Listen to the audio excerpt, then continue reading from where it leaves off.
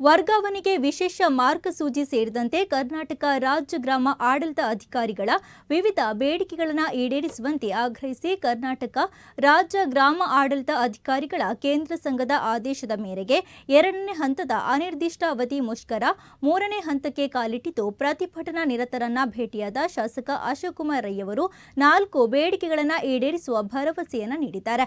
ಗ್ರಾಮ ಆಡಳಿತಾಧಿಕಾರಿಗಳಿಗೆ ಕಚೇರಿ, laptop, mobile ಹಾಗೂ ನಿಯೋಜನೆ ರದ್ದು ವಿಚಾರಗಳನ್ನು ತಕ್ಷಣ ಈಡೇರಿಸುವ ಬಗ್ಗೆ ಕ್ರಮವನ್ನು ಕೈಗೊಳ್ಳುತ್ತೇವೆ.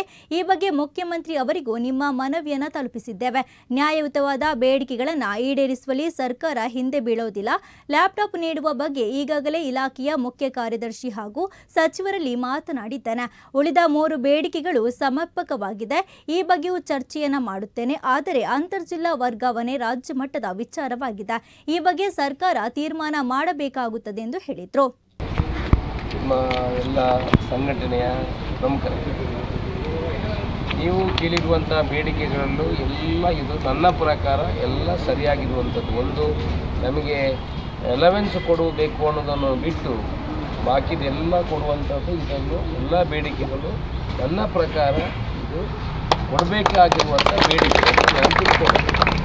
ಯಾಕಂತ ಹೇಳಿದರೆ ಇದರಲ್ಲಿ ಒಂದು ಲ್ಯಾಪ್ಟಾಪ್, ಇದು ಹಿಂದೆಯೇ ನಾನು ಇದರ ಬಗ್ಗೆ ಕಟಾರಿ ಅವ್ರ ಹತ್ರ ಡಿಸ್ಕಸ್ ಮಾಡಿದ್ದೀನಿ, ನಮ್ಮ ಯಾರತ್ರ ಮಿನಿಸ್ಟರ್ ಹತ್ರ ಡಿಸ್ಕಸ್ ಮಾಡಿದ್ದೀನಿ, ಇನ್ನೊಬ್ಬರು ಸುನೀಲ್ ಅಂತ ಡಿಸ್ಕಸ್ ಮಾಡಿ. ನೀವು ಸರ್ಕಾರ ಇಷ್ಟೊಂದು ಖರ್ಚು ಮಾಡ್ತದೆ, ಯಾರ್ಯಾರಿಗೆ ಕಾರ್ಮಿಕರ ಇಲಾಖೆಯಿಂದ ಲ್ಯಾಪ್ಟಾಪ್ಗಳನ್ನು ಕೊಡ್ತದೆ ಬೇರೆ ಬೇರೆ ಬೇರೆ ಅವರಿಗೆ, ಸರ್ಕಾರಿ ಅಧಿಕಾರಿಗಳಿಗೆ ಕೊಟ್ಟರೆ ಅದು ನಿಮಗೆ ಕೊಡುವುದಂಥದ್ದಲ್ಲ. ನೀವು ಹೋಗುವಾಗ ಅದನ್ನು ಬಿಟ್ಟು ಇನ್ನೊಬ್ಬ ನೀವು ಕೊಡಬೇಕು. It is the government asset. ಅದರಲ್ಲಿ ಡಾಟಾ ಇರ್ತದೆ, ಇನ್ನೊಬ್ಬ ವಿ ಎ ಬಂದರು ಅವರಿಗೆ ಇರ್ತದೆ, ಅಲ್ಲಿ ಹೋದರೆ ಆ ಡಾಟಾದೆಲ್ಲ